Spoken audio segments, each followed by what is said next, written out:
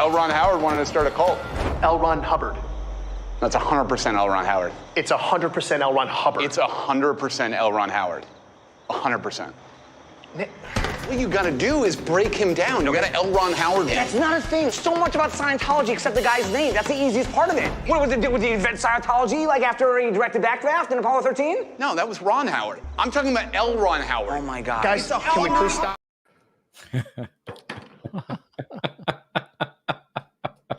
I'm sorry. Sterling. This part. That's the question. Is that really the easiest part? His name.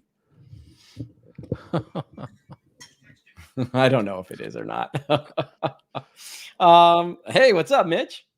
Hey, not much. Good to see you. Good to see you too. I've been gone for like 9 days. I know, right? I know.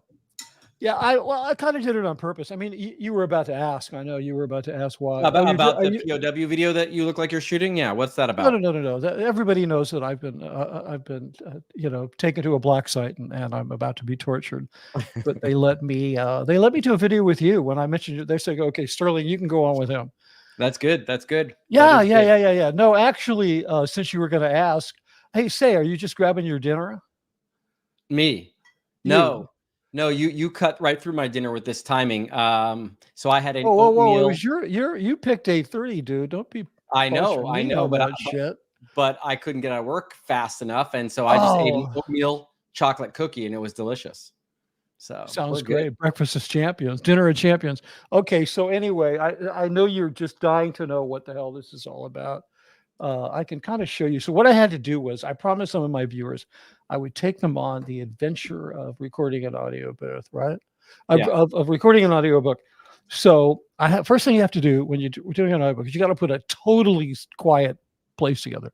It doesn't matter. You can have the best mic in the world, but if you don't have a really dead space to record it in, it's just going to be a tragedy, right? Yeah. So I had to improvise a booth because, it easily costs you a couple $1,000s to build a proper audio booth. And for what? One, it's not like I have a couple of grand sitting around. And two, I'm going to use it once. I mean, I doubt that I'm going to make a career out of making audiobooks about myself. Come on. That's definitely a one-time deal. So anyway, I thought, and then I remembered that when my younger son was living with me after high school, he wanted more space in his room. So I had bought this really cool adult platform bed, like aluminum, high-tech. And I remembered on the website that I bought it off. This thing was expensive. It cost like $3,000. So I remember on the website, they showed a picture of it. They had an adult male musician had a workstation underneath the mattress. Like there's enough room under there. So I took this thing out of storage and I built it up. And I think I have it here. Oh, I don't have it. Are we doing show and tell here? Is that what's happening? Yeah, here. I'll show. It's really short. I mean, I don't want to. Oh, knock yourself out. Knock yourself out. I'm going to try not to do that. I have knocked myself out, and it's not fun. Okay, so here we go. Are you ready? It's just loading. So here's what I did. The first thing I had to do was I had to build a completely, and it sounds good, right? Decent. Yeah. And this isn't the mic that I'm going to use for the audiobook, and I'm not all the way in, and it's not closed up. Oh, sorry about that. I got a new computer and it's doing that crazy shit. Here, I finally have, I can finally play with the big boys. Yeah, I don't think I have that turned on. Yeah, whatever. I don't have that turned on. I didn't turn it on. It's just some iOS thing. Oh, so is it? Oh, yeah. Let me. Not for me. There we go. I have to whatever. That's whatever. All right. Yeah, we'll work on it. You showing the video? Yeah. You have to play it. Oh, I do. Okay, here we go. I can't because I don't. For some reason, you didn't do this to the team thing. I don't have control. Here we I'm go. Say stop. Okay, stop.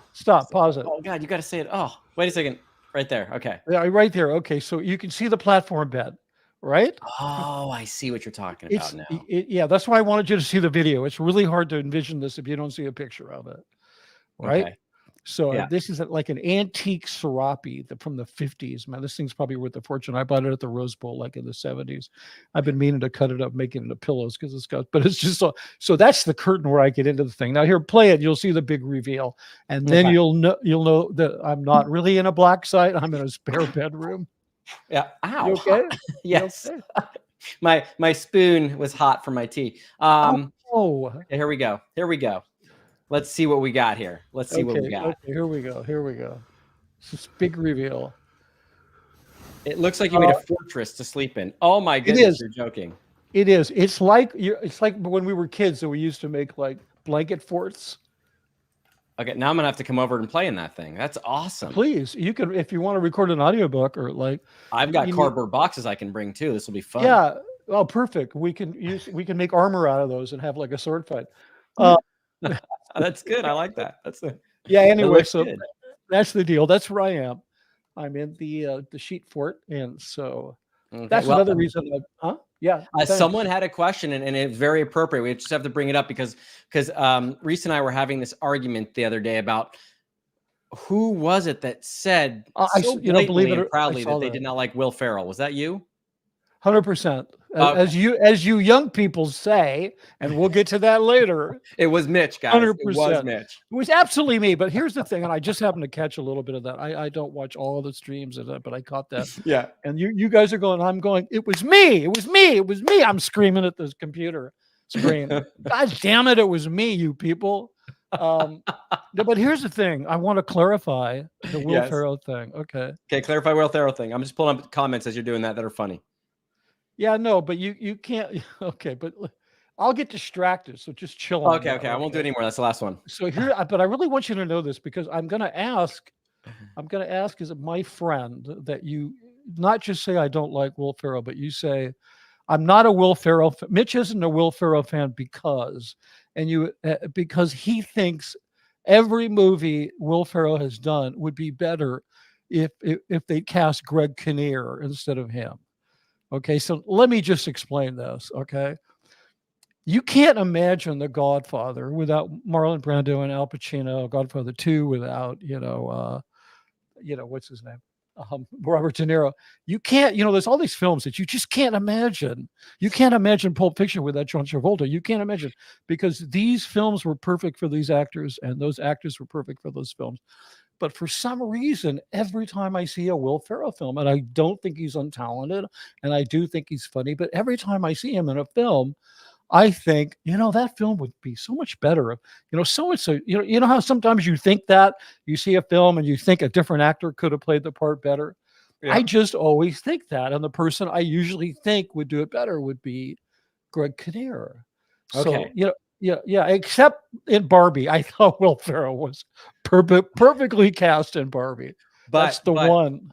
One of my favorite people pointed out, and it was what was going through my head the second you started on that, was Elf. I'm sorry, but I don't see anyone else in Elf. You arguably, but Elf. Okay, no, you're right. You're right. Okay, fine. Because Elf, nobody else would be. I don't know how to be not totally toxic and say this. Look, Elf you're is losing one of the worst movies ever made. So, yeah, he was perfect in that. Yeah, I tried to watch it. When this Will Ferrell thing first came up, it's now becoming a meme. When it first came up, you guys brought up Elf, or no, I guess it was you. We were on with Rachel, and you brought up Elf, and so I thought, in all fairness, I should go see it. So I tried to watch it. I got about halfway through it, and I was just like, I get it. It's a really cute film. It's kind of a what's the word? It's like a Valentine.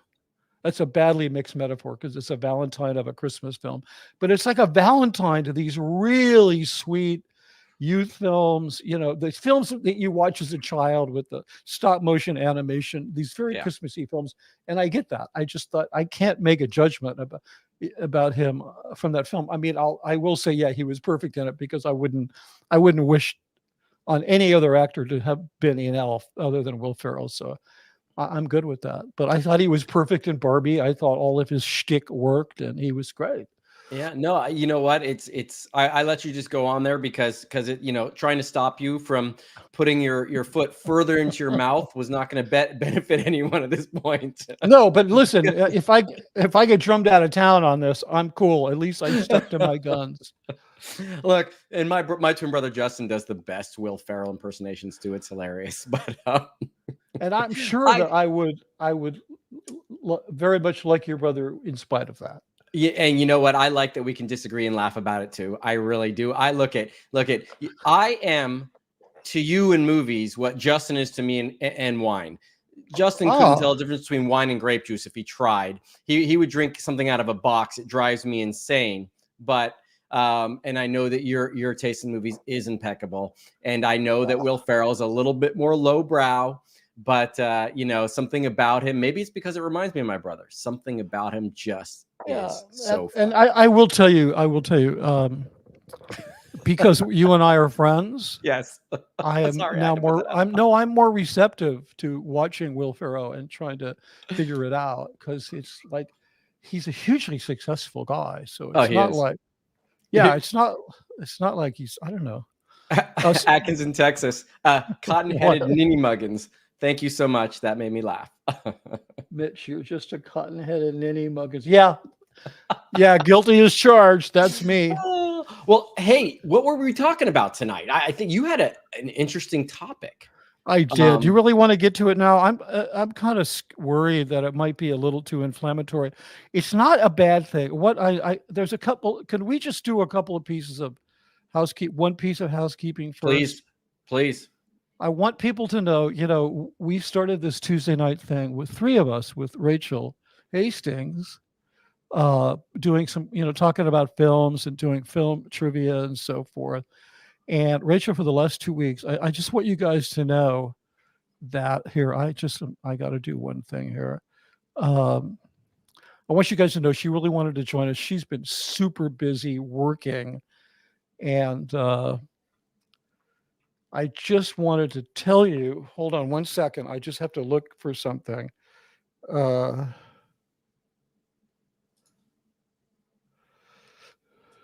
Yeah, okay. So she really wants to be here. She couldn't be here. She just got off of work 10 minutes ago. And I'm going to load up a slide because I want to show you something. And I think this is worth taking a look at. Where the heck did I put it? Hold on. So let me see. 2 nights ago, there it is. Put this slide up. All right, let's see what 2 nights ago. Here. Huh? Oh, it's not there yet. Yeah, it's not there yet. She sent this to me 2 nights ago, right? Did you put it up? I don't see it yet. Yeah, no, it's processing. It'll be there any second. Okay, good. Yeah, it's just loading. I don't know why it's taking so long. It's a cell phone picture. It's an iPhone picture, so it can't be that big. But it's processing. Did you make it into a PDF first? I did. And there it is. Let's check this out. Yeah, I do miss Rachel. Check it out. Check it out. She is such a bright little light. I mean, just her whole personality and demeanor is fantastic, except for when she uses that voice on her microphone. I think she's learned her lesson. Okay, so here's Rachel at the 2 nights ago. She was at the what is it? The Kodak Theater shooting the Steamies. She was bragging. She sent me this picture. She says, "Hey, look, I'm on a 25-foot boom arm with a camera at the end." She's shooting. They literally filled. This is early. This is before the show started. They filled the Kodak Theater for the Steamies. These are YouTube awards that they give away. What? Maybe they're for other platforms too. Yeah. It's a channel. Apparently, it's the biggest channel on YouTube. She can't be with us, but she can go shoot for the biggest channel on YouTube. Wow. It's maybe I don't even know what it's called. H3H. And H3H. the name of the show was H3H Presents the Steamies. I'm happy to announce, Rachel mentioned to me that Mila and what's his name? Help me out here. Mila Kunis? Yeah, Mila Kunis and her husband Ashton Kutcher received the award for the worst apology video. So yeah, that is the gift. I'm not surprised. Yeah. Are you? No, I'm not surprised. No shock there. Yeah. But we were talking about this and she's like, yeah, hey, this was like, so the night before she shot this, if she had not left the Sea Org, she would have been shooting that New Year's event. So yeah, right. That's true. Yeah, she would have been on a 25-foot jib arm at the shrine, and we were cracking up because then the next night after the event, she's shooting the Steamies at the Kodak, which she said is way more fun than shooting a Scientology event. You think? So anyway, for anyone that ever worked on the Scientology event crew, yes, that's going to be infinitely better. Yeah, and it pays a lot better too, I'm sure. It pays a little bit better. Yeah, Scientology could not fill that Kodak theater. I'll bet they couldn't. You're right. No, they could not. They can't use it for that reason. Right. Oh wait, cool. That is a great picture. I'm going to pop it down now, but I do miss Rachel. I can't wait to have her back on in the new year. Yeah, I'm sure after Christmas, between Christmas, whatever, she really wants to continue doing this. So yeah, what were we going to talk about? We were going to talk about the generation gap in the ex-Scientology community, but when I realized that sounds like a negative thing, and it's really not meant to be a negative thing. Plus, as I thought about it, how is I got to move my. See, can you see this? I have a bounce card that helps my lighting. No, but I can't tell. No, you can't. You can't. It's here somewhere. There it is. See my bounce card. I have such a complicated lighting setup in this space. Yeah, it's good because it's good that you have a complicated lighting setup, because I heard for audiobooks, if the lighting's not perfect, they're not going to really get. Yeah. This is true. Yeah. You're getting the right data on that for sure. Yeah. No, it's very important. No, yeah. Obviously, I moved the lighting in it just for the stream. I decided to stream in the blanket fort and bring some lighting in and stuff like that. So that little, like I put that little effects light in the back. I saw that. Nothing to do with, and they're cool. Nothing to do with the audiobook. This is just all for show. You're jealous, I think, because I now have a real. This is not decorative. This is like a bunker. This is like the real shit. I'm going to record in here. Seriously, there was a lot of people in the chat talking about how they would like to set up a play date with you so they can get in your fort. And I love it too. How come I can't see it? Well, hold on. Let me put the comments up. I want to see this stuff. I think I tagged some of them. We'll have to get to them at the end. I promise you get to them at the end. Finish your thought, please. I want to hear, because we didn't talk about it. So I like. No, we didn't. And I think maybe I was just fishing around for an excuse to just hang out and talk. So maybe we just won't even talk about that. But the thing is, I mean, all generations have a generation gap. I mean, I was like, a teenager in the 60s and in my 20s and the 70s. And like back then, we didn't think we were going to live to be 35. I mean, the generation, you know what? I just lost my mic. Can you say something? No, you sound good. No. I didn't lose my mic. Just kind of give me a second.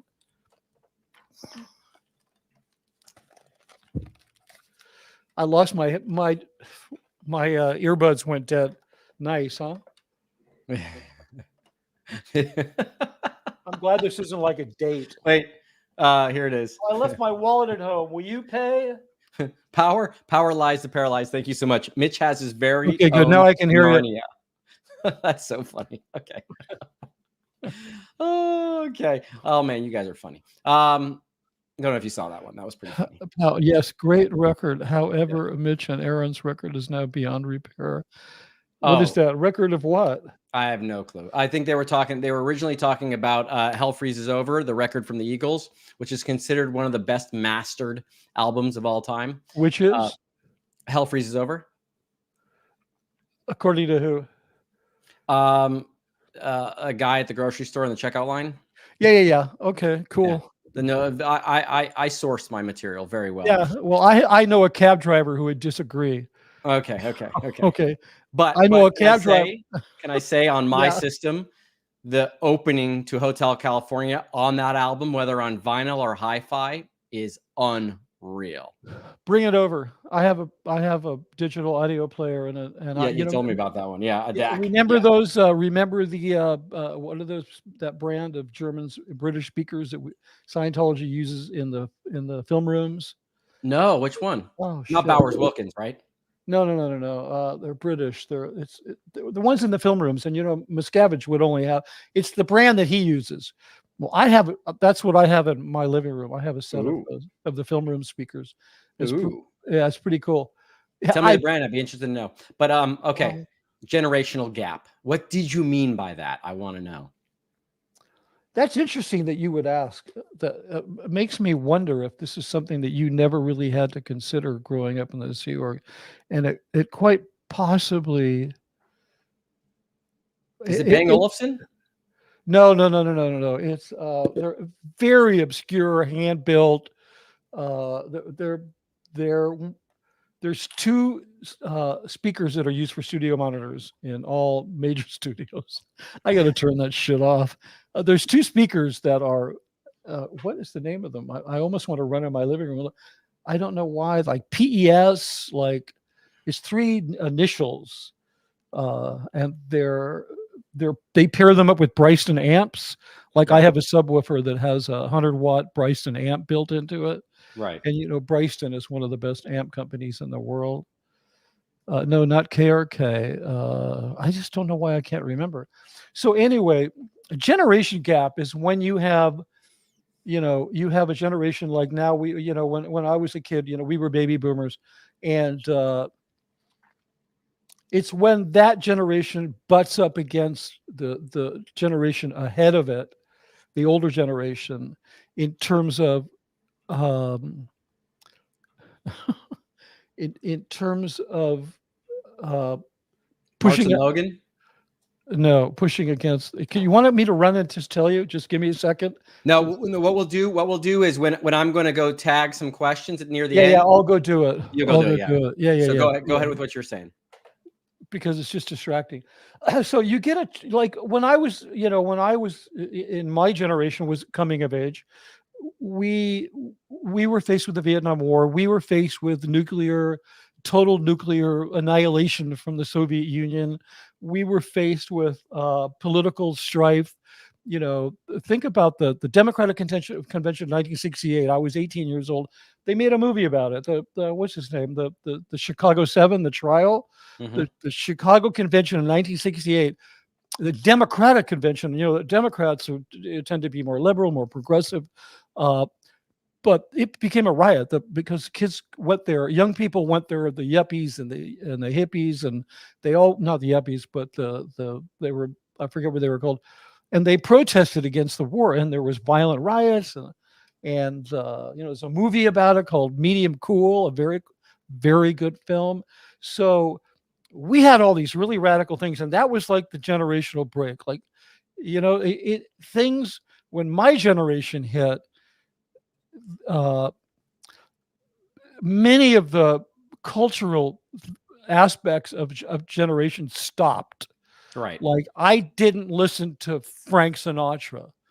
I didn't, that wasn't my thing, but my kids grew up on the Beatles. So we were like the first generation that a lot of our stuff kept carrying forward. Like we were the computer generation. We were, a lot of that music, like when my younger son was just out of high school, his girlfriend, we were going to play some music and she took my player, right? And I said, here, you pick something, that little digital player I have. Yeah. And she picked like Neil Young and Lou Reed and all this stuff I was in high school. This was like the music we listened to when I was her age. You get what I'm saying? So, yeah.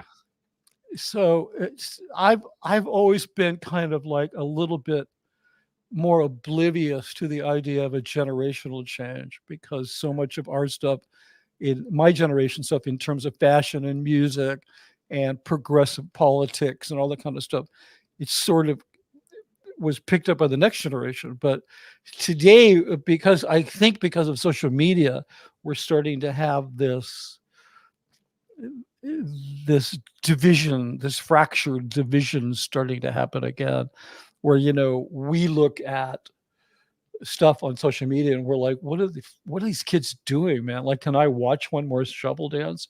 But they love it. And like you have TikTok, which, many of us have said it's definitely for younger people. So that's what I mean by generation, by the gap. Generational gap. Yeah. Okay. But you would consider the gap between you and I a generational gap. Yeah, I think I'm older than your dad. Yeah. What year was Foster born? 52. Yeah, I was born in 49, so I was older than him. Although I didn't think I was when I met him. Okay. But that's just me. I just thought I was younger than everybody because I acted it. But but I'm sorry. I don't think it's a negative thing, but I was really starting to pick up on it. But I don't think you and I have that kind of gap. I think there's a lot of people that don't. But then I think you're kind of unique. I think you've managed to avoid a lot of the pitfalls, and I mean that as a compliment. But I really because. I think you're much more accepting because I see you on social media and YouTube. The way you interact with different people of different ages, you don't interact any differently. You don't think like, oh, I got to talk to some fucking boomers now or whatever. Okay. Well, thank you. Thank you. I'll take that. I'll take that as a compliment. I think I just find people fascinating. In almost all cases, I think people are fascinating. They all have some uniqueness. They're all a fingerprint. No one's the same. And, that doesn't mean I like everybody. I don't. I really don't. There's some people that I am not giant fans of, but I do find people fascinating. So, I'll still watch them too. Even if I don't like them, I'll still watch because I'm interested in how they talk, what they're talking about, how they view the same things that I saw. But I also am accepting of, provided the facts are at least somewhat accurate, that's your experience and you have a right to have that experience. So it's different. Oh yeah. Yeah. I don't think I'm saying otherwise No, you're definitely not. No, you're not. I was just kind of elaborating on that. But yeah, go ahead. I'm sorry. No, please go. That was it. Oh, okay. I think when you over-identify, like when I was in high school and college, we so identified with our time that everybody else could just F off. We were like it.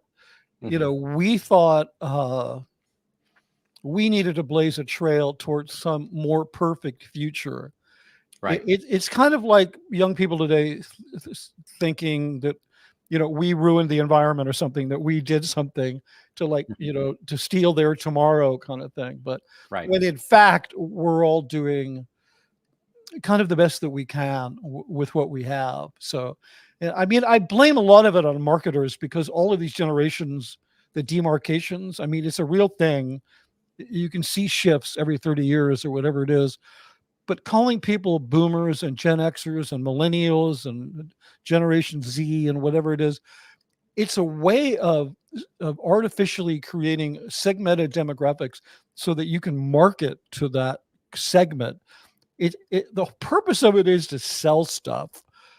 And that's what really bugs me about these generation gaps, because they're promoted and kind of pushed because each one needs this, and there are, let's face it, people my generation are maybe buying more like incontinence diapers, right? Than other generations. So, there are, and I'm joking about that, but there are things that come with age, but they're also very, very segmented on purpose by the advertising industry. And was that, no, I get that. Was that out of curiosity, since we're somewhat on the subject of Scientology, and when you were doing the films in Scientology, you also did promotional videos. Was that something that was taken into consideration quite a bit? The demographics of the generations? Not so much as I hate saying that's a great question. Yeah. Because all questions are great questions. And I think that people say, hey, that's a great question, because they're trying to buy a minute so they can come up with an answer. But no, that really is a great question, because interestingly enough, of course, you would always identify your market, your public, and then you would make whatever product you're trying to sell in their likeness, or you would make it look like the thing that they desire. Like, you're going to put a handsome guy on a Porsche and have him pick up a beautiful girl, because you're either selling to those people or you're selling to people who want to have that. So then they think that by possessing the car, they can have that. It's just all positioning. In the case of Scientology, they spent a lot of time, quote unquote. They don't. They convince themselves that they spend a lot of time understanding their public. You remember that term. You worked in marketing. Yeah. Yep. So the term public. Public means your public for a thing is the group of people that will be the most receptive to your message, right? Yeah. that's your public. And so in Scientology, supposedly they did research, but they don't know how. I've seen all the research binders. Unless they hired somebody from the outside, the stuff they do on the inside is so biased that it's useless. Oh, yeah. Yeah, and I can give you examples, like real world examples of this. So they had this demographic that it breaks down like this: slightly more men are into Dianetics, slightly more women are into Scientology. They're 18 to 34. They're college educated. They have some money. Well, that's who they would like to be into it. But so they would sort of identify that as the public.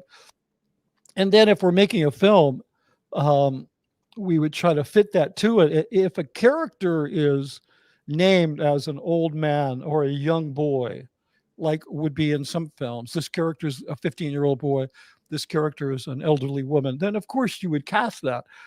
But if it's just like a married couple or this or that, you sort of work it into that, whatever it is, that thing, that public that you were trying to, connect with. Right. But even more, but what's really disturbing was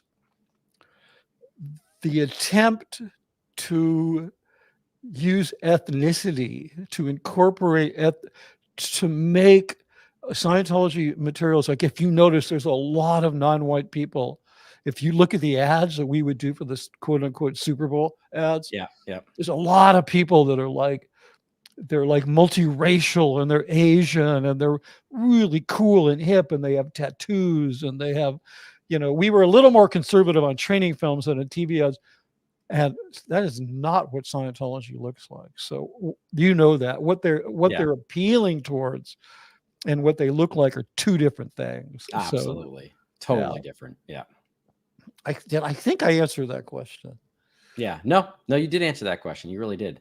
But it is, I was in marketing and they did used to get the surveys coming back in. I mean, I wasn't, I was in design, so I wasn't privy to that information, but I always wondered, what was actually happening with marketing, because I was aware when I was there that Scientology just was not a household name anywhere.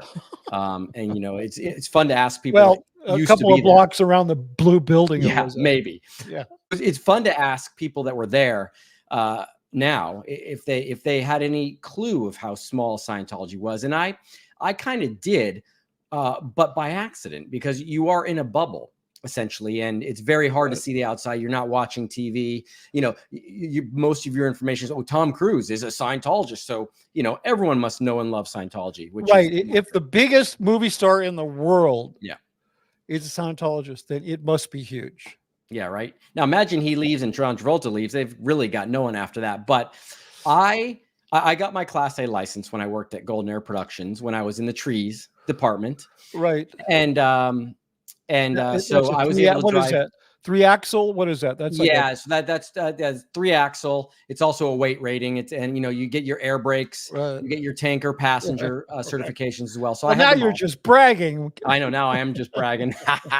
And so I was lucky because I actually got the job one time with Jesse Radstrom to drive from Oxnard, California, pick up the event equipment and drive it to Tampa, Ruth Eckerd Hall, for an event. Oh, that sounds like fun. Yeah, we did it in 48 hours, which is actually illegal because you're supposed to rest a certain amount of time. Right. But and we of course rest. We would swap off driving, and we had a DVD player in the back, and we brought movies with us. We'd watch movies because otherwise we wouldn't get a chance to do that. Right. But we're driving across the entire United States, and one of the best parts of that was obviously stopping for dinner and having like dinner at Chili's. I'll never forget. It was my first time eating at Chili's, and I was just like, I was so stoked. It was like the best food I'd ever had. That's some gourmet food after. Oh, and it was actually on the campus at LSU, and I have never seen so many beautiful women in my life. I was just like, Southern girls, man. But what was so obvious to me is from the time I left Oxnard to the time I arrived in Tampa, I did not see one thing about Scientology, not one billboard, not one mention. We listened to the radio when we were driving, nothing. It was dead when it came to Scientology. And I really expected there to be more to see. I thought there would be billboards on the side of the freeway. I thought as we drove through major cities, we would see some mention of it, but nope. Right. Nothing. Just crickets. And so that was like, I was like, oh, that's interesting. You know, I kind of always knew. Look, I think when a group hypes up a little bit too much about their celebrities and when they get super excited when they're on a national network or when they get one commercial, I think they're trying a little too hard. And I think that's always an indicator for me that they're not really legitimate, but they're trying to be. Well, and I think Scientology was always that. Yep. There's more Christians than anything else in the world. And I can't remember the last time I saw an ad for any Christianity. The Mormons, they did a thing for a while. But yeah, I mean, I kind of knew it was BS just because I'd run the numbers in my head. Like if you run the numbers using even stupid math, like, you know, like 6-year-old math on clearing the planet, you know, that it's like there's more people being born every second that they could clear through an org anywhere. Yeah. And even if you're using this metric, I've heard some people say, well, it really just means clear half the people on the planet and you have a cleared planet. The numbers are insane. So I used to think about that a lot. I used to think, well, I mean, you know, because you're deluded, you're brainwashed, you think, well, just take it as a metaphorical thing. Just that you're really trying to make the world better. And then, of course, eventually you realize that that's what you're trying to do, but that's not what they're trying to do. But I remember the first time I made that orientation film, that really ridiculous film, and that I was in. Yeah, you were in the first one though. You didn't make the second one. Sorry. Oh no, I did not. Oh, I wish I could see the second one. Yeah, me too. I wish, you know, it was a public film and people can go into the, you know, into the test center or into an org, and you can go into Division 6 and just watch it. And they're, you know, you just give them a fake everything, and they're not going to, you know, they'll let you out of there. They're not going to, I guess, I don't know. Maybe they just try to keep people now and sell them shit.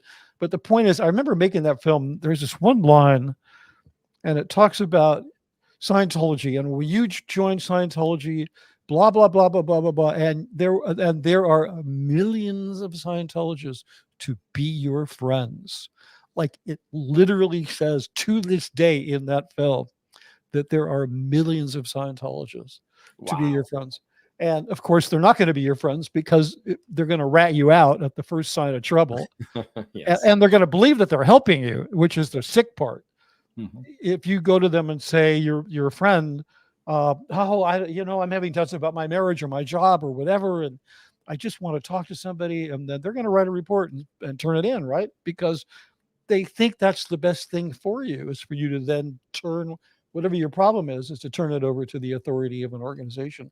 Yeah. Which is absolutely not the case. So I think I kind of knew, because some of the numbers I was exposed to were so hyperbolic.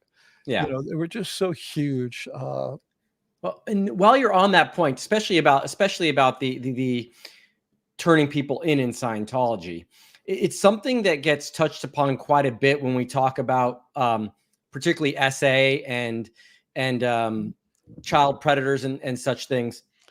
It would not be unfactual to say that most Scientologists, when they come across that sort of behavior and write a report, they truly believe in their heads that they're doing that person a solid by not reporting them to the authorities, because they truly believe that there's no technology out there to help them and only Scientology can. They actually think they're doing someone a favor and really helping out, which is what the brainwashing is. Now, OSA does not think that, and they know it's a problem, and they just cover it up. So there's those two different parts of that particular scenario. But Scientologists really do believe that reporting something like that to authorities would be more damaging to everyone involved than just letting the internal organization know. And it sounds absurd, but it is the truth. That is how they think about it. It's crazy. Right. Well, I'll give you, if I may, what you're saying in my experience is 100% correct. I would like to give you a slightly different interpretation on the OSA side. Knock yourself out.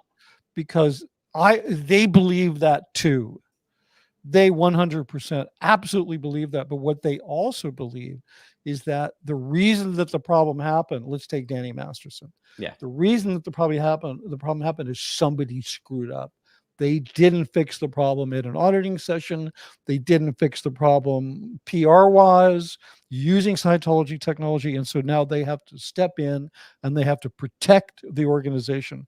But they believe it too, Sterling. I'm absolutely convinced that those agents at OSA, those operatives, they're not thinking, oh yeah, we're covering up crimes. They're thinking, no, because you remember in Scientology, if it doesn't work, it's because you did it wrong. Remember? It's the ultimate scapegoat. Yeah. I mean, yeah. Standard tech works standardly 100% of the time if Yeah. you do it standardly, right? So the thing is that people screwed up and they didn't do it standardly and they let Danny Masterson slip by. Now we have to go in and clean up their mess, but we can't let the world at large think that we protect, these kinds of criminals. But that is what we're doing, but Yeah. we can't have anybody know that this is going on. I mean, I made 2 films that trained Scientology auditors, and everybody's supposed to do auditor training, whether you're going to do that in life. I mean, on every check sheet, the sheets that guide you through a course, it says that the data contained in that course will train you. It's for training you to be a professional auditor or to do better in life, right? Right. So all Scientologists are supposed to do these. And there was the film we did with Jason Begay, which I've spoken to people about. I wrote about it in my book, which you read, right? About the thing. I'm almost done with it. Not done yet. That's fine. Just take your time. Just don't forget to leave an honest review on Amazon that you loved it. No, but anyway, no, but there is this film. I mean, this character, he's given an auditing session, and he gives up that he drugged his best friend's girlfriend and raped her. And this guy, he gets it handled with an auditing session. And then he says at the end, I'm going to go and find that girl and make sure she gets some Scientology auditing. So they're basically teaching people that Scientology alone has the ability to reform the criminal and heal the victim. Yep. But because it doesn't work, then OSA needs to step in. But OSA's viewpoint is that somebody didn't do it right. Yeah, from the very, Yeah, but there's no right way to do it because the shit just doesn't work to begin with. So it's you can be gaslit into believing that it works, but that's right. Absolutely. No, I agree. But I think, on the OSA part of that, and the one thing I do, why we do get along, Mitch, is because we can differ in our opinions, and it doesn't really affect that. And I also think I may be one of the few people that really find your particular point of view fascinating, because there's no other like it right now. You and my other 4 subscribers. You and all 16 of your subscribers. Yeah. But you asked for that. So apparently I asked for everything I get on YouTube.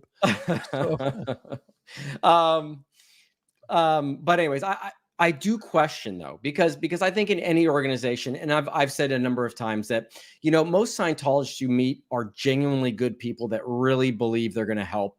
I think even more so that of Sea Org members, they know they're taking a pay cut, for lack of a better word. They know that they're donating their time. They know they're there to truly try and help. Right. But every organization has bad people that get in there, that do really bad things, that take advantage of the loopholes inside that organization to do really bad things. And I just think in OSA, some of those exist. Yeah. I just realized, sorry, Sterling, finish your thought. No, I think it exists. I think you have and I keep bringing up these names. I think you have your Mike Sutters, your Warren McShanes, your Marty Rathbuns that really aren't just believers. They're inherently evil people. Yeah, well, Marty is a cut above those other 2 guys. Marty is a cut above. I mean, he's going to go down in, he's going to go down in history for that. But it's what I think about that. I truly believe, and I also believe that, I like to lay the blame at David Miscavige's feet a lot. He is the one that created the culture at the int base that then trickled down to all the other Scientology facilities. He's mean, he's nasty, he's cold-hearted, he's cutthroat. But I think a lot of people did stuff on their own too. I don't believe he gets every bit of information. I think there's people that go, I got it. Here's how I'm going to act. And they go off and do their own shtick. Right. And I think it takes a certain personality to be able to inflict that sort of pain on other people. So I don't totally blame, David Miscavige for everything, though he is an obnoxious prick. He did start the culture, but there's also individual people in Scientology that are just plain evil. There's no question about that. Yeah, he might have opened the door, but they ran through it. Yes. Yeah. So listen, Sterling, I hope you don't disagree with what I'm about to say, but listening to you, I realize we actually don't disagree. You and I right now, this whole thing where I said the thing about OSA and they believe, and you're like, blah, blah, blah. Everybody believes, but OSA. We're both generalizing. Okay. In reality, I agree with you 100%. There are people in OSA and otherwise, but especially in OSA, that are genuinely evil people. And if they were in Scientology, they'd look for some other way to take their bullshit out on people. So I don't disagree with you at all. There definitely are those people. I'm just saying that there's not some OSA policy that says, oh, by the way, this is where we stop the bullshit about believing it. They're just as deluded as everybody else. And that's not what do you call it? The word you used? It's not trying to justify them or excuse them at all. Right. You know, if you do some horrible thing because, you believe, you engaged in human sacrifice because you believe that that's what God really wanted you to do. That's no excuse. Right. It's not. I mean, you still murdered somebody. Yes. And defiled their remains. So, but yeah, there's plenty of evil people. You named 3 of them, but I was there longer and I could name more. Lisa Shore. I don't doubt you could. Jenny Linson. I think I've just used my Jenny Linson cards. People are going to begin to think that I just hate her.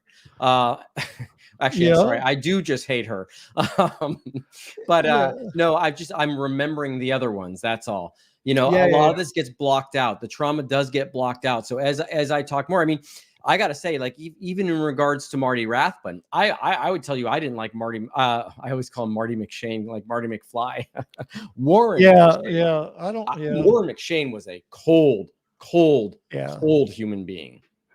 Like nothing like I've ever seen. Like I would say cold, maybe not as bad as Marty, but colder than Marty. That dude was, gave me the creeps. But you knew his kids. You knew Warren's kids. You probably grew up with them, right? I knew Sean. Sean McShane was a great his sister. What was her name? Carly McShane. Yeah, Carly. Yeah, they were nice people. Yeah. His kids were really nice. Marcy McShane was a sweetheart. Yeah, that's true. Yeah. When I went up, she used to be Mike's assistant. That's right. She was. Assistant. Yeah. That's right. I forgot about that. Yeah. No, she was nice. I guess it was because of Marcy. Anyway, now we're just talking about old now we're just going. Well, you know what we're gonna do? Let's hop on because we got some great questions and things to comment on. We just went off on, and I enjoyed this because I enjoy talking to you about these particular personality traits and things that you and I experienced working there, either trying to do the jobs we had. I mean, again, guys, let me make this clear. The most people, the most entities, the most living creatures I ever managed were 3 peacocks and about 12 koi fish. So, you know what happened to the peacocks, right? Yeah. Yes. Right. What happened to the peacocks? No, wait, what? Something happened to them? Yeah. Buster ate a couple of them. What's that? Are you talking about Buster eating a couple of them? Yeah, Miscavige's dog. Yeah. He would tear them up. Yeah, shred them. Yeah. Just like like I said in my book, mean dog owners beget mean dogs. Yes. And Miscavige is a mean dog owner, and his dogs were a nightmare, and his human dogs were a nightmare. You mentioned some of them. Yes. Yeah. Both. Yeah, but before we jump off into questions, to clarify, we can talk about this some other time. Yeah. But I was noticing in the ex-Scientology community, there's so much identification with one's experience, right? In other words, no, I'm sorry. There's so much identification with how one got into Scientology. It's a gap that's like that's almost, it's kind of like a generation gap.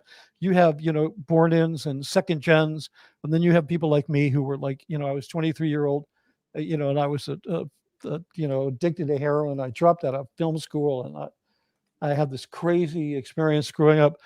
But somehow our trauma gets measured against how we got in. Well, it wasn't, my parents were blah, blah, blah, and I was and this is all true. Like, all the facts are true, whether you grew up in Scientology or whether you stumbled into it or were tricked into it or whatever it was. But when you overemphasize it, and sometimes I see it so overemphasized, and it becomes a coalescing force. In other words, people coalesce against their imagined brand of trauma, right? That it starts creating the segmentation that I don't think is good for people's mental health. I don't think it promotes healing. I guess because I'm from the 60s, I'm like, can't we all just be friends? So, okay, we can do questions now. I've said my piece. By the way, I actually understood what you were saying, and it's something that I would love to cover in another live with you. Okay, it's what we were supposed to do in this one. Well, I had an interesting thing happen, and I'm just going to say, where I had a close friend of mine doing a live, and I am so acutely aware, guys, that memory is not perfect. And so I had a friend mention something about two people at a particular location. Now, because those two people left Scientology a long, long time ago, and I was one of the few people that had contact with them, I spent quite a bit of time with them when I was traveling overseas. And so I kind of knew their story better than most people. Right. Well, my friend had mentioned that they were at a particular location, and he remembered them being there at a certain time. And it was part of the story he was telling. Right. And so I texted him after. I said, by the way, I don't think those two ladies were at that location. And he goes, I think they were. And he called my brother Justin. And my brother Justin said, no, Sterling, I think they were. They were only there for a tiny bit, but I remember them being there at the Int Ranch. And I was like, I don't think so. And so I texted them. And the next morning, I got the text back saying, no, we were definitely never there. Now, in between that night and the text the next morning, I even started to question my own memory, going, maybe they were there, but just for a brief moment in time, and I forgot. And it was so interesting that I was almost convinced that my memory was wrong, and that my brother and my good friend had a memory that was actually seemed completely legitimate. I mean, it would make sense that they were there. Everything about it could be that way. I even mentioned it to my mom tonight, and she said, no, they were there. Wow. And I'm like, no, they weren't. And I just find that fascinating. You can completely put together the scenario of something and it not be completely accurate. The story he was telling was completely accurate, and it was a great story, and it was a great kind of look into something that had to do with this particular person at the time. Anyways, my point is, and was why I say it all the time, and I'm always open to being corrected about it, because I want to be as accurate as possible. But I do know the human mind, by default, adds parts of memories in to what you're describing or your memory based on your preferences. It's in the book that I talk about every single time and every live I do. One of my favorite books by Leonard Moldenov. I'll put a link to it again at some point. But such a good book. Yeah, I need to read that book. Yeah, and you need to read the Psychopath Next Door, because you will look in the back of the book for David Miscavige's name, because you'll be when you read it, you will be saying, "Oh, come on, this book is about David Miscavige." Like, I'm not even joking. I was like, I got to check it out for sure. I was looking in the back, Yeah. like, no, this guy had to know. He had to. It's crazy. I mean, it is literally about him in every possible way. Yeah, listen, one of the crazy things about Scientology, it starts with Dianetics, is this idea of the time track, is this idea that your memory is this perfectly ordered thing and it never stops recording and everything is there, and that is such a bunch of BS. I know when I was writing a book, I had to very, very, very much focus on incidents and events, and I had a pretty good handle on things, and I'm like, I'm a little fuzzy on this. And then I reached out, I spoke to a lot of people, and it was like, oh, this goes here and that goes there. That never happened. So it's like, but I was convinced. I just didn't want to put it in a book. Yeah. So I know what you mean. Yeah. So you really kind of reach out. No, it is fascinating. Again, it doesn't always take away from the story or the scenario you're explaining, but it is just interesting. It's interesting. Let's pop up some questions. Let's acknowledge some people that are in the chat here. Here we go, guys. Okay, this was great. I think I showed this already. Thank you again, Aaron G. Did we ever determine if it was Mitch who didn't care for Will Ferrell? I think that's abundantly clear at this point. Yeah, and you got $5 for that. You own. Yeah. So, Nancy New, thank you so much. This was at Gene Strong, but Mike Brown has twins too. So when we started this thing, I'd mentioned my twin Mitch, and then I think, Aaron is a twin. And so people just started going on a roll about how twins must be somewhat of a Scientology thing. I don't know if that's the case, but it is interesting. No, there's you and Aaron are the only twins. Oh no, Crystal. Oh, that's right. Crystal, but she wasn't there, right? No. Her sister was at PAC. Okay. But it was freaky because so many people from Gold would go to PAC. Okay. And they'd bump into her and walk up to her and they would just start talking. Right. To her. I remember that now. I remember hearing about that. They were I remember hearing about that. They were freaky.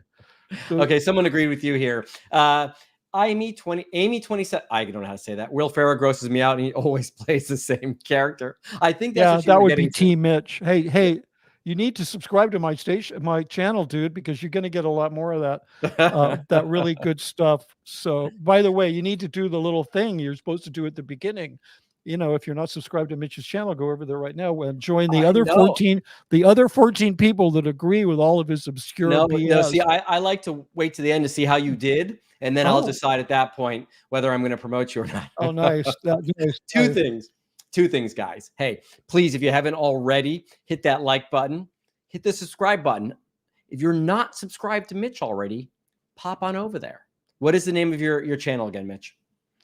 It's let me see. No, it's Scientology the Big Lie. Yes. And email Scientology the Big Lie at, it's actually with dashes between each word. And you could also reach me at Scientology the Big Lie, all one word, at gmail.com if you have any questions. If you wanted to just tell me to F off, that you think I'm the most narcissistic person in the world, or that I shouldn't be on YouTube because I wasn't in the Sea Org and I was paid a lot of money, or any kind of BS like that, be sure and send me an email. All right. Don't send an email, guys. Okay, here we go. So, while we were talking, Mitch, I don't know if you saw in the chat, people started discussing who would play you and who would play me. I don't know why that started particularly, but it was kind of funny. So here's the first one of that. I think Frank Langella. I was going to say Frank Langella. It's weird. I get that all the time. When Frank Langella was younger and playing vampires, and he was a terribly handsome man, we looked nothing alike. But as we aged and we lost our hair and so forth, we actually started looking. So yeah, I'd be all for Frank Langella. Plus, he's just an amazing actor. He's just like. All right, Gene Strong had another one. Gene Strong. I think Leonard Nimoy could have played Mitch Brisker when he was younger and alive. True. Can I still all right. That Curious Cat. This is the wonderful lady that I did an interview with. I believe it was Saturday morning. Oh, great questions. Very intellectual. Complete delight to speak to. We're going to continue doing some stuff at the beginning of the new year. But she said, what timing to wake up in the middle of the night? Hiya, Sterling and Mitch. Good call with Elf. Yes, I agree. I just watched Die Hard 1 and 2. She's a woman after my own heart. Great Christmas movies. Yes, they are. I agree. I'm a little confused on which was the good call on Elf. Me. I'm guaranteeing you she was not talking about you.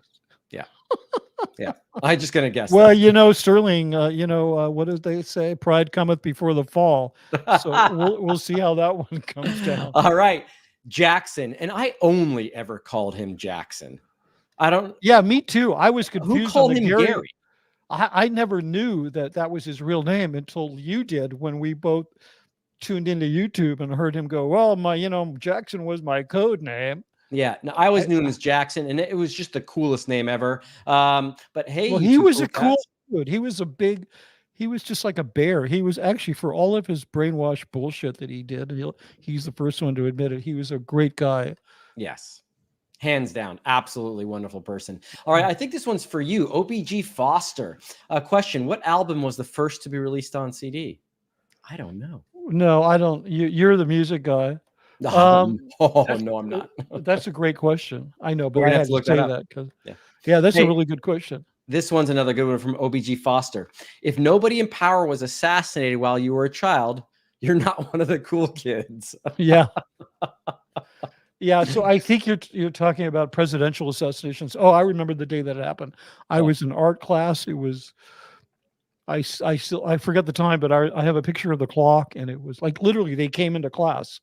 They And to tell came you. into class and they said the president's been shot. The And president. we're talking about JFK, obviously. Yeah. 1963, October.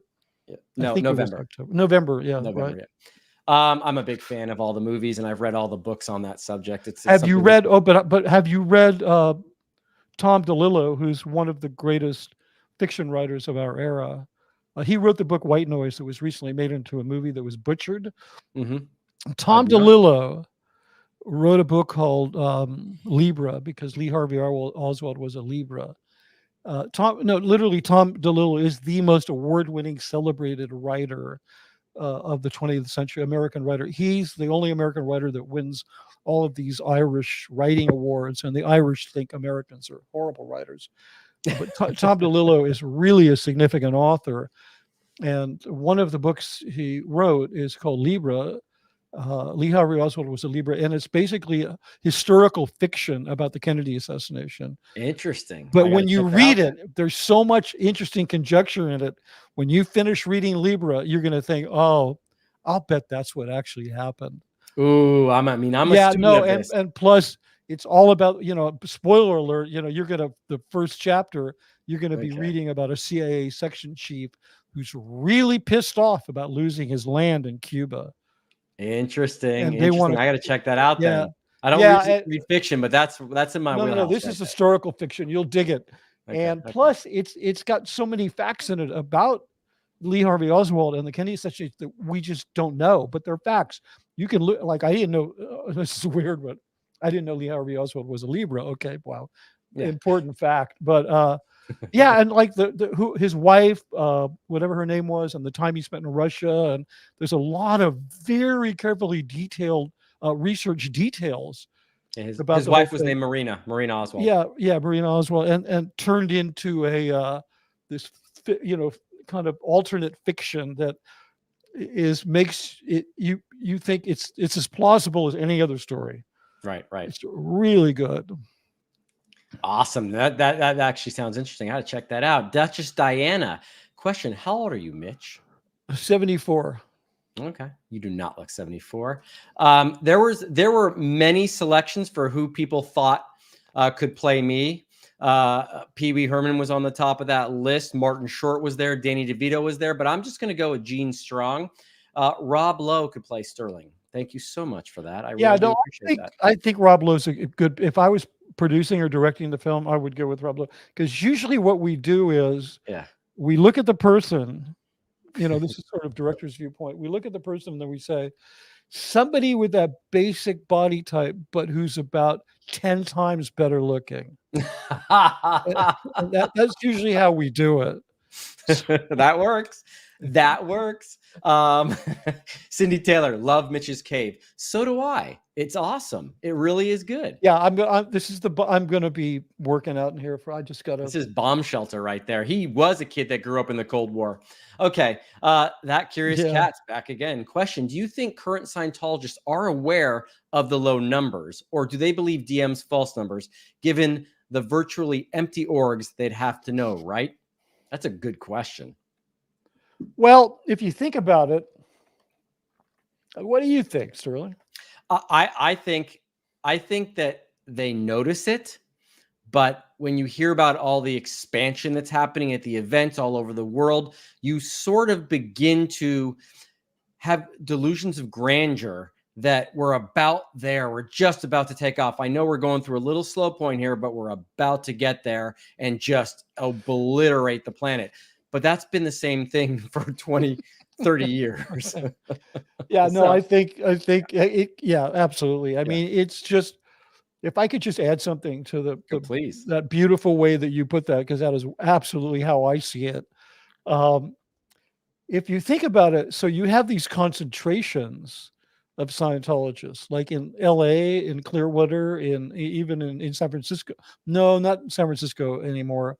Jeff Levin was just up there and gave us a report on just how abysmal it is there. But you do have these centers. So to those people, they're seeing crowds, like they're seeing 4,000 people show up at the shrine, and they're hearing loud thunderous applause, and then they're seeing this brainwashing film on the screen. So they really are believing it. And I think I think Catherine Olson is a really good one to speak to this, because she was a Sea Org member. You know who she is. You've met her. Have you met Catherine? No, I've not. We should do something with her. Catherine was she was literally helped by the Aftermath Foundation. Claire and Mark got her out. Oh, wow. Got her a ticket, got her a car, got her a job. We've become friends. She lives in Oregon now. She's engaged to a guy, an old friend of hers from high school, who helped get her out, who was never a Scientologist, who she's now engaged to. Wow. She's a beautiful person. It's a beautiful story. So it's a happy ending, which is awesome. Yeah, it's an amazing ending. She's now working towards, she's launching a career in photography. She used to work in middle management at the HGB. Okay. And she was sent to Ohio. She escaped from Ohio, from the org there. She was sent as a Sea Org member she was one of those Sea Org members that got sent to a class 5 org, which is ideal org, but it's one of these bread and butter churches where they sell services and stuff, and they don't have enough staff. So Miscavige started kind of plucking Sea Org members from everywhere and shoving them in there. And when the pandemic hit, she was able to, because she was working in marketing, she had a phone. People were very distracted and leaving each other alone. She was able to get the hell out of there during the pandemic. But she tells a real story about how, she's at Ohio, and it's totally obvious that there's nobody there. Yeah. But at all these local orgs, they think it's them. They think they're the only one, and they think they're doing something wrong because they see the events and they hear the stories. They think everything else is great everywhere else. So you have this whole group of people, because nobody talks to each other in Scientology. Right. Nobody shares that kind of information. They all think it's just them. It's really scary. It's more compartmentalized information, which Scientology is notorious and very good at. Yeah, but I agree. I totally agree. Free Xenu Project of Farsec. Question, Mitch, you bring a good point with the numbers. Yeah, he did, by the way. What did you think about the claims of over $1 billion that Tom Cruise personally introduced to Scientology? Both Mitch and Sterling, but Mitch, please go ahead first. No, you first. It didn't really occur to me what that meant, but I kind of figured it just had to do with that people knew he was a Scientologist and they watched movies, and that many people saw it, just knew he was a Scientologist. But I also knew that he was making a complete idiot of himself wherever he was going at that particular moment in time. Yeah. So, that was what I thought about it. Yeah. Yeah, it's the same here. I mean, if you'd heard of Tom Cruise, and who hasn't, who was it? John Lennon said we're bigger than Jesus. He shouldn't have said it, because he got in a lot of trouble. But the fact of the matter is, the Beatles were bigger than Jesus. Far more people around the world had heard of the Beatles than ever heard of Jesus. During Jesus' life, he was not that big time of a guy. But that was a rabbit hole. Sorry, I'm not, to my Christian friends, I'm sorry about that.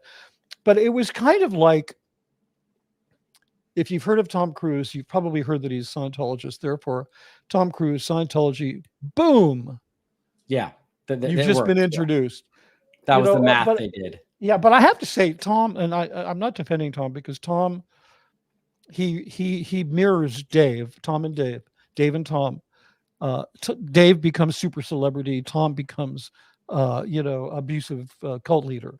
So, they dress the same. They fly on the same jet, except Tom really got this is a whole nother stream if you want to do it sometime. But, Tom's kind of gotten the bad end of the stick, because, Dave's destroyed all of his marriages, estranged him from all of his children, except the 2 adopted ones that are trapped in the cult. And he still calls Miscavige like his best friend and the greatest man on earth. But that is one brainwashed MFer. Okay, I'm sorry. Right. That's not to excuse him from all the abusive stuff that he's been involved in. But he wasn't always making a fool of himself everywhere. I mean, 2004 was, I believe it was 2004 was the Oprah couch jump. Yeah, I think so. Yep. Yeah, which I didn't have a problem with that. I guess I'm kind of a hopeless romantic, but I thought it was cute. I mean, I thought, oh, and it's not just I like Tom. I mean, I don't think I'd met, yeah, I definitely met Tom by then. But it's just like, wow, look, the dude's in love, man. Let him be in love. I mean, that's kind of crazy, right? Yeah. But yeah. I didn't think it was all that stupid. I really didn't. It was just like, that was like, whatever. Right. But you know, when I went back and I was on the set of War of the Worlds for 4 days to observe, right? I was invited back there. And on one day when I know that Tom got up at 3 a.m. to do a sunrise shot, at the end of the night, 9 o'clock at night, I mean, this guy's been up for, you count the hours, right? They'd made some deal with the longshoremen, the union on the scenes that they did on the docks, that, you know, they were going to let them watch the filming all day, which was really nice. That was part of the deal. But at the end of the day, Tom had all of 200 people, families, kids, observers who were, you know, associated with the longshoremen's union, lined up on the dock, and he went down every single one. I counted them. There wasn't a billion. Okay. It was far less than that, but he went through every single one. He talked to them. He shook their hands. He hugged girls. He took their cell phones and did selfies. He talked to their friends on the telephone. I was like, this is a guy that actually knows that he's rich and powerful because of those people that really worship him. It's just so this week he was so far out of Miscavige's influence when I saw that happen.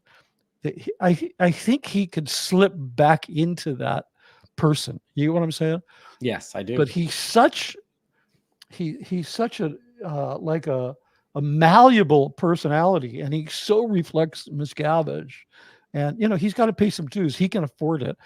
Like I honestly think that if that, you know, reality distortion machine got turned off, you know, he'd pick up a phone and he'd call his daughter, and he'd probably start apologizing. I mean, you know what I'm saying? So yeah, I do. I get what you're saying. I do. You know, but I've been accused by somebody that you know of saying that Tom Cruise is a nice guy. I didn't say he was a nice guy in any of that, did I?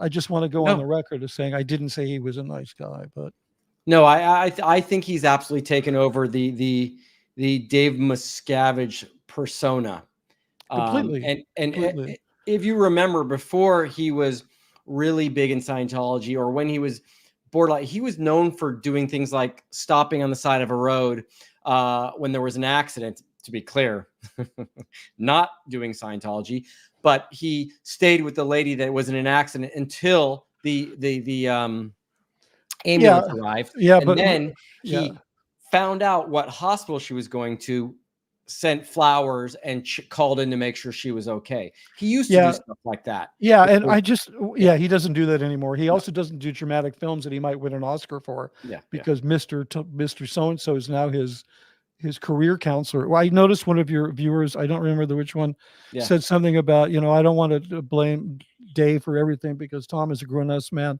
And yeah, there it is. Dastardly saboteur. I'm not down with blaming Miscavige for everything.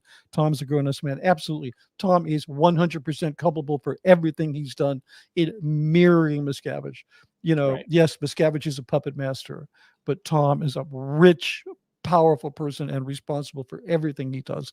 Yes. So don't get confused. Don't confuse this with us making excuses for Tom, because he needs to do his shit. I mean, one of the crew on War of the Worlds told me that they were shooting out in Virginia, and they stopped at a Dairy Queen, and there was a basket on the counter, and they were soliciting money. One of the girls who worked there had a really bad car accident, wasn't able to pay her bills.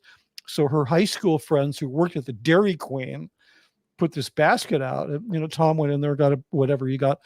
He walked out, and somebody came in there and dropped a check for $10,000 in the basket. So, and nobody's watching. And it's not like he's like Miscavige, who would do that with a camera crew, right? And then make a documentary about it. But he used to do shit like that, like, as you say. Yeah.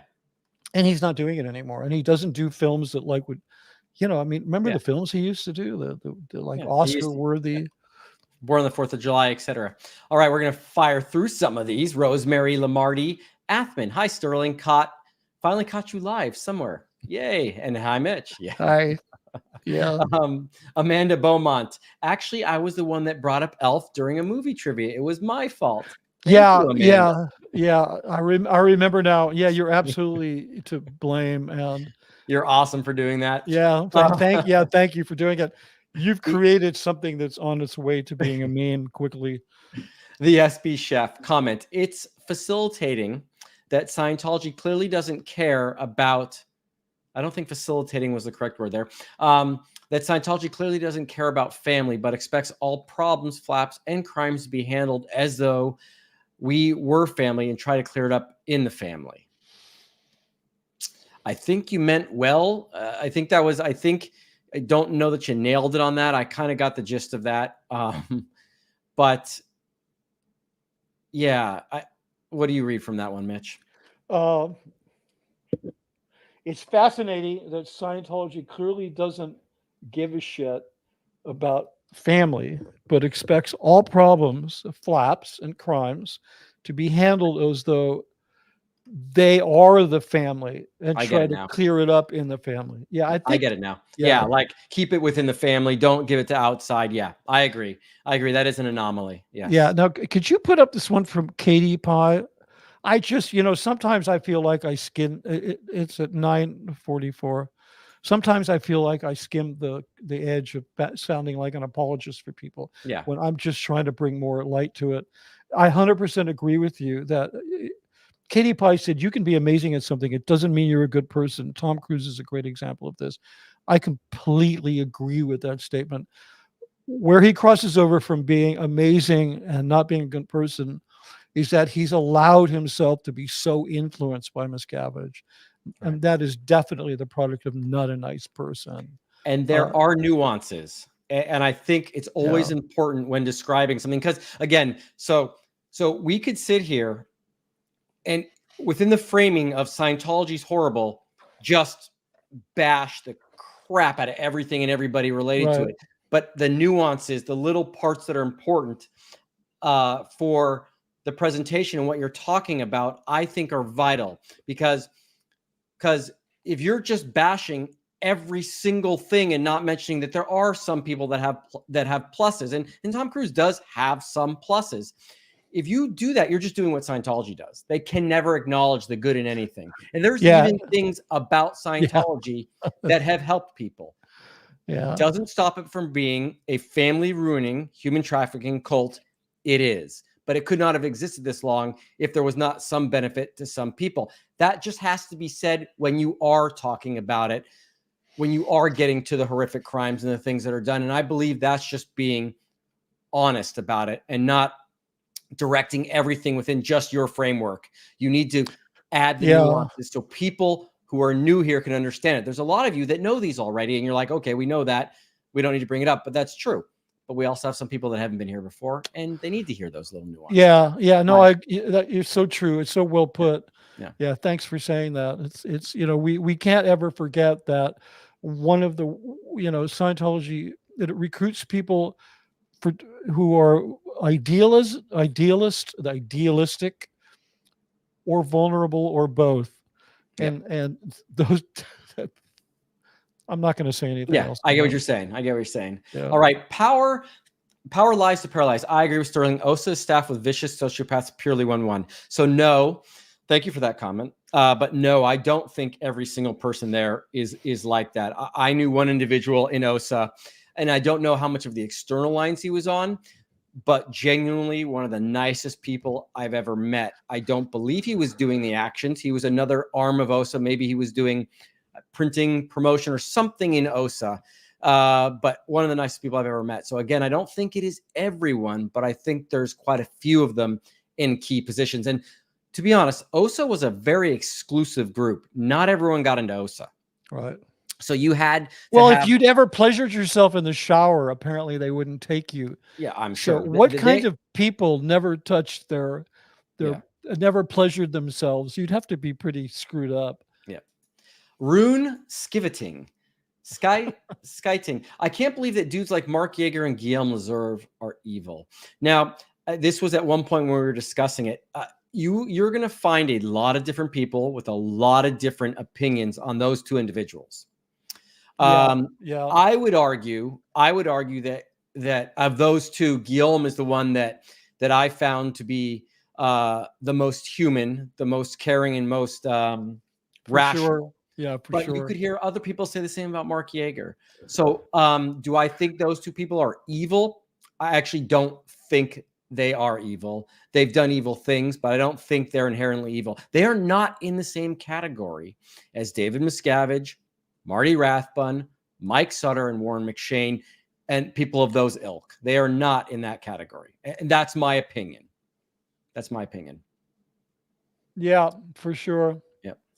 Yeah, no, I agree with you. Hey, hey, Sterling, real quick. Yeah. Can I you have another quote, something you want to pull up? Yeah. Oh, God damn it. I have to. This will just take a second. Okay.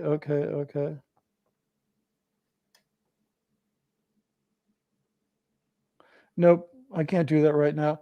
Okay. It's because I have a new computer. I don't have permission. No, I wanted to show you a picture I had of Mark Yeager and of Guillaume. No problem. No, and Jenny together. Okay.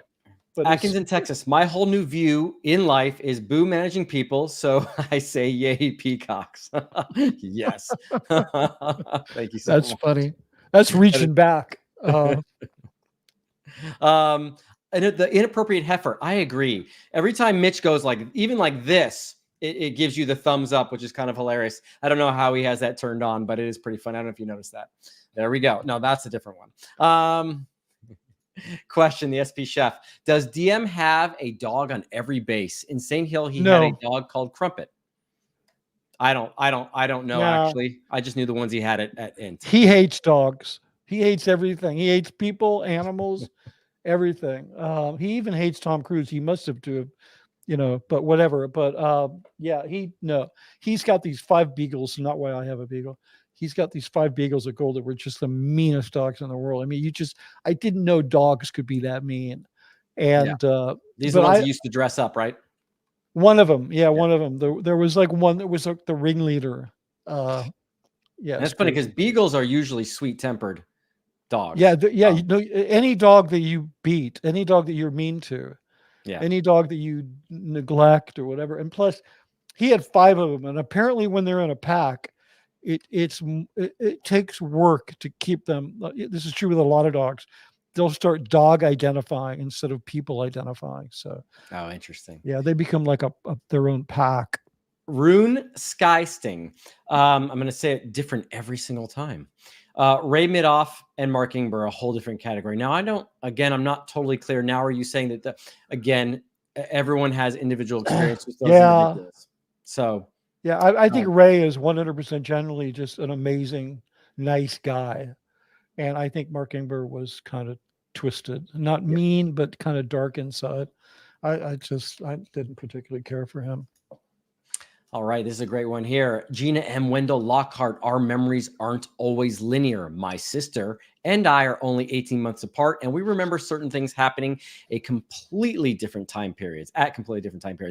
I agree. Constantly, my twin brother says that I did not beat him in basketball, football, and soccer, and I know that I crushed him every single time. So, I absolutely think that his memory is fallible. So yeah, I agree with you 100%. My sister's only 18 months younger than me. It's like having what do they call them? Irish twins. Yeah. Gur Roar, thank you so much for the super chat. Mitch, what is your favorite memory from the 60s Hollywood in 30 seconds or less? I added 30 seconds or less part. Yeah, but it would take me 5 minutes to come up with it. So I don't know. In the 60s, I mean, I was in 1960, I was 10, and in 1969, I was 19. So that's a big difference. I don't know the first time I got laid at the Renaissance Pleasure Fair, that was pretty big. And that's his final answer. And that's his final answer, folks. Okay, here we go. Next one. Paula Dodge. Mitch, have you seen Aaron Sorkin's? I think Aaron Sorkin's a brilliant writer. I don't know what you think about that. The Trial of the Chicago 7. Great film about what happened. I think it's currently on Netflix. I did. I think I watched it the day it came out. I am an Aaron Sorkin fan, and I was alive and very aware of while that was happening. Awesome. So I was definitely following the film. I highly recommend it. Although I will say, Aaron Sorkin, he one thing he's brilliant about is one thing I don't like, which is that he'll really bend and twist things for the sake of making the story better. Okay. Like the end of the Chicago 7. I know you need to go, so we're gonna. No. I'm laughing because I've got this finger. I'm about to hit the next one because I think you're done, and I don't want to be rude, so I'm trying to time it right when you finish. And then right when I click it, you start again. So I'm just laughing at that. That's I don't want to. This isn't a film segment, so we're not going to do that. Yeah. Apostate Alex. I think it's their org that's empty.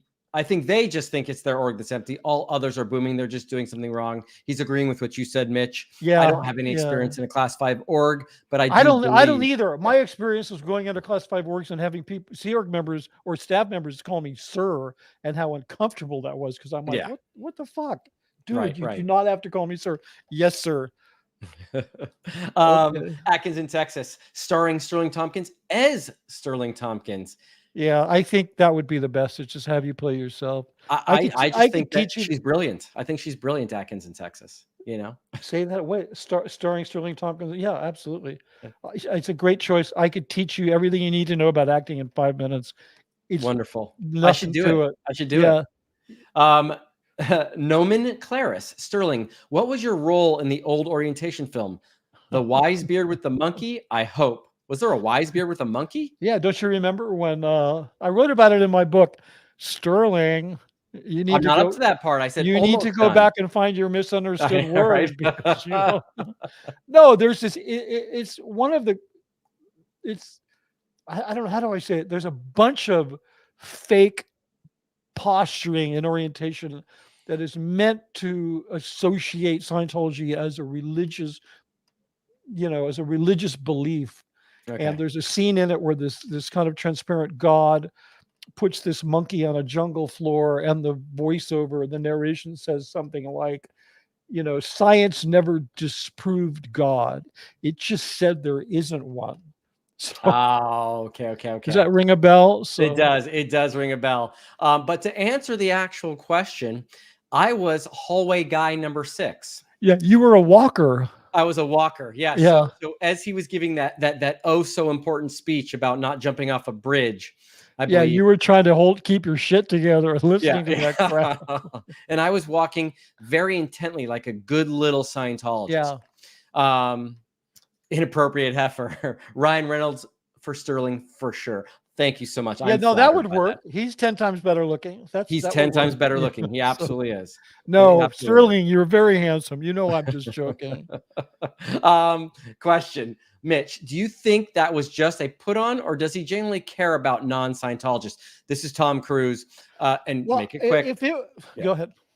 Tom Cruise shaking people's hands, being very, gracious towards people, fans, set crew, etc. I don't think it's put on at all, because there's two different things. The Dairy Queen story that I told you, the story that Sterling told you about him stopping in the accident and all that kind of stuff. Who was he trying to put on for? Like, he wasn't. There was nobody there. The thing with the accident, we heard it. It got reported. The thing in the Dairy Queen, nobody knew that. I mean, the girl that he put the 10 grand in didn't even, assumed it was him because he just left, but he didn't take any credit for it. So I don't think he's just putting on a show. Plus, I have to tell you, I spoke with a journalist recently that I'm going to be doing a TV journalist something with in the future. And she said, we were talking about Tom, and she's like, when he was here in my country, he was on a junket for some movie, and I was covering the premiere, and then we were at the premiere party. And then after the party, he saw that I was sitting alone. He waved to me to come to his table. He was all by himself. And I sat there and she said, for all the things they say about this guy, he's impossible not to like. So, Tom really is charismatic. So I just hope I didn't come off like a fanboy, but sure, she was a journalist and he wants to get good coverage, but right. Right. He doesn't have to worry about that. He's going to get good coverage no matter what, or he's going to cut them off. He's got all the power. So anyway, but again, let me just emphasize, he has crimes that he needs to be held culpable for. He can't, whatever. Okay. No, I agree with you. Just cut me off. You know what? Cut me off. You need to get this stuff, because that way you could just do that. And then I would shut up. You go, Mitch. Yeah. Not my style. Not my style. Here we go. Freezy new project of Farset comment. I think people can be good or bad, and there are many roads or paths they can take in between. It's almost like Scientology blocks all their good roads or paths. So that's interesting. Yeah. Yeah. I like they can be good and bad. People can be both. There we go. Yeah. D Jennings, say hello to your mother. She is amazing because she raised a son who speaks truth and peace. What a beautiful being to create Sterling. That's so sweet of you, but let's not forget, she also created my twin brother, Justin. So there's a balance there. Darth Vader, Luke Skywalker, you get the whole concept. Yeah, we're not buying it. We know you love your brother, and let me second what they said, what D Jennings said about your mom. But I'm not buying the Justin thing, because I didn't know your brother, because he wasn't really much at Gold. No, he wasn't good enough for film. He was more of a radio personality. Yeah, but he was he even at the base? He was, but not for very long. No, he left in 2000, but he was there when he was on the Saturday Renos project to build the castle. Yeah. Oh, I wonder why I don't remember him. Because he's not that good looking. I knew that was such a setup for you. He looks like, you're just line him up, Mitch. Yeah, I can knock him out of the park all night with Justin. And because he can't defend himself until he actually gets on here, so why not? Yeah, fuck him. Yeah, totally. Yeah. You were gonna say though. Yeah, no, I just how many years was he at Gold? From when to when? He was there. So I want to say 94, 95 to because when I got married in 96, so he was there 97 to 2000, I think. 90s. Okay, so he was there. He was in my proximity for 3 years, and he was in the film lab. Really? He was there. He was posted in the film lab. Yep. I need to see a picture of him. I'll probably remember him, because Yeah, you might remember him. I'm not sure. I don't think he was ever on a film though. No. Maybe an extra. House. That's why OSA, CMO, CMO Int, etc. recruit such young kids. They haven't gotten to the exploration stage yet. That is correct. Yeah, that's true. I think that's very accurate. They want them young. It's like the Nazis. They had the Lebensborn. Yep. Right. They wanted to breed them. They wanted to indoctrinate them. They wanted to, get them young before the world dumped its stink on them or whatever. And I also at some point want to do a video about just the age in general of sea organization recruiting, and how that was affected by the first generation, second generations, and how Scientology's recruiting pool dwindled so quickly. Their only option was to get the children of existing members, because no one in their right mind was going to be joining it at any point through the late 90s and 2000s. And it'd be interesting to get the actual data on that and see when that predominantly changed and how that was affected. And I mean, today, are Scientologists still giving their kids up to go in the Sea Org? If they are, they're insane. Hopefully that's not the case, but I don't know for sure. Okay. Yeah, that would. So I think what you're implying is that there was some kind of documentation or policy. I don't know. I mean, it might have just been sometimes out of necessity. Like, nobody in the room needs to talk to each other because they're all under the same pressure. Yeah. So that so they don't really need to write anything down, because you have obviously it's a real problem if kids don't finish high school. So why don't we stop recruiting kids that don't have a diploma? It's a real problem recruiting kids that are under 18. You have to get them caretakers and all that kind of stuff. So let's just stop doing that. I mean, I could see that evolving without anything ever being written down. Yeah. And it could also be the other way around. They could still only be pulling from younger kids to recruit in there because they're more malleable, as Kay's in the house points out. I'd be interested to know what the I don't know. I don't think they are anymore. I don't think they're doing anybody under 18 who doesn't have a high school diploma. I think they've just drawn a line because, it's too much trouble. It's like, I know for a fact, Dave considered children a pain in the ass. Total liability. And did not like them. I remember. Did not like them. Yeah. I remember when they started bringing the kids over from the ranch. Like you were the first wave, right? Yeah. And it was second wave. You were really the second wave. I thought you were the first wave. But, first wave was Nathaniel Epstein and Ottapa Willoughby, and then I was the second wave. Oh, okay, cool. So it was like the really good ones were coming to gold. The rest of them were just going to send a flag, right? I mean, I think the fact that your mom was there. Was your mom that she was there when you came? Yes. Yes, she was. I think that probably had something to do with it, right? Possibly. Like kids who had, we don't even really know, do we? No. Because I mean, you would think that they would do that, like, keep families together, but they don't give a shit about that. No. But I remember when it was happening, like, oh, the kids are now mature, and some of them are going to flag, and some of them are coming to gold, and it was just like he was just so relieved that they didn't have to deal with that. What happened later on, as far as I knew, with the younger generation, not Justin, Mike Brown's, my generation, like is eventually like Laura. Yeah, like Laura, they disbanded the ranch altogether. And I may be wrong about this. Someone can correct me if they have better information than me. But it was David Miscavige that said, get them out of there.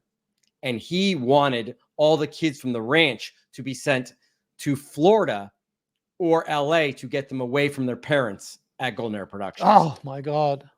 That was Dave Miscavige. He was like, get them out of here. But send them to Florida. I think the only ones that didn't go to Florida were the ones that were such troublemakers that they didn't qualify even to go to Florida. They got sent to PAC.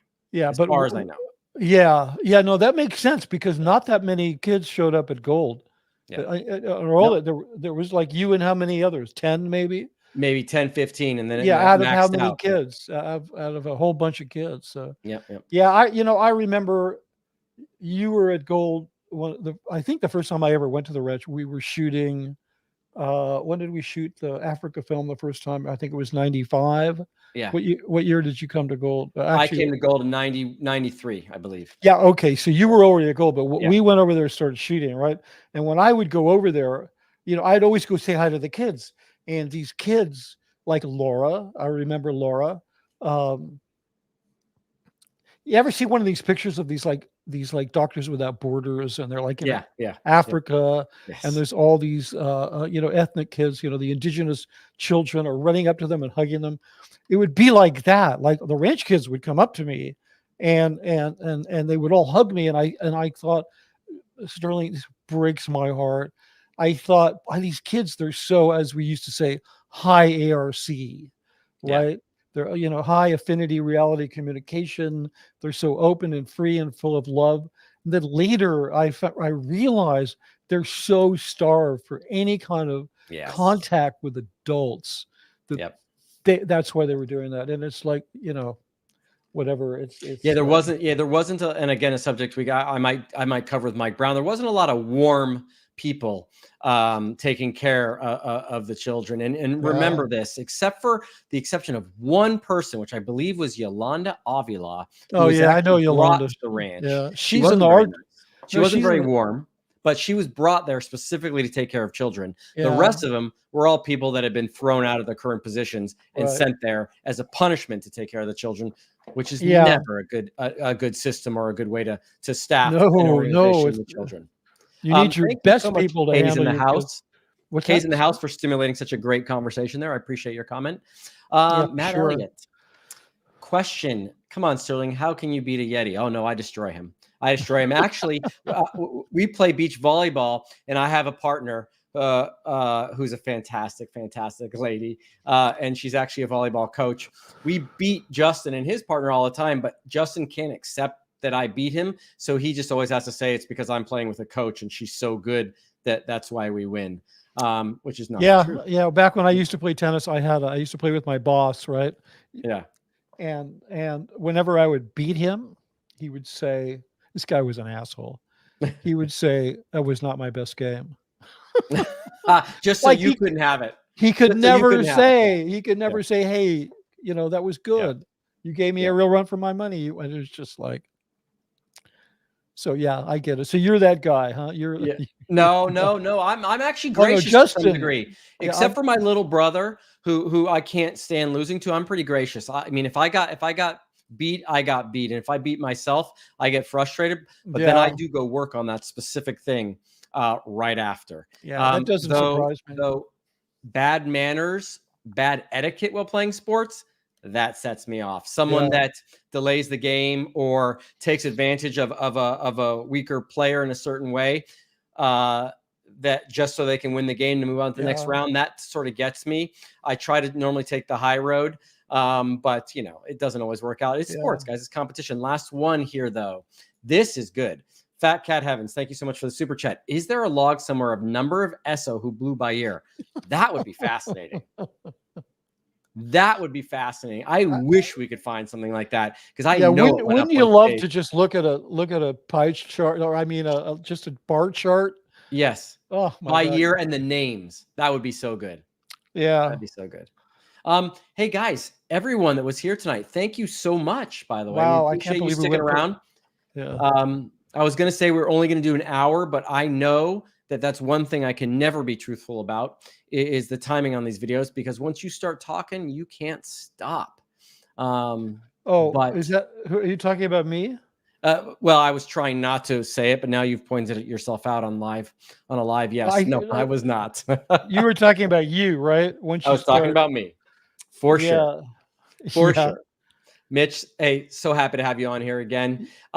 Let's I'm not going to do a whole lot before the end of the year, but let's pick up Tuesday nights in January. And whatever you want. I would love to take up some really good subjects with you. It seems like we can have that discussion openly and actually, you know, bring up some good points and get the chat and everyone interested. So if you're up for it, we'll do it again. Oh yeah, absolutely. I'm sure we could pick through this thing and find a bunch of stuff that we could have covered for another hour. Absolutely. And if I don't see you again, Merry Christmas and a Happy New Year. You too. And Merry Christmas and Happy New Year's to everyone else. If I don't see you again, I do think I'm going to be on at some point in the next day, or maybe we'll see. But you will. That, I'm gonna hit the outro. You guys ready for it? Here we go. It's not working. Here we go. Are you not entertained? Are you not entertained? Is this not why you are here?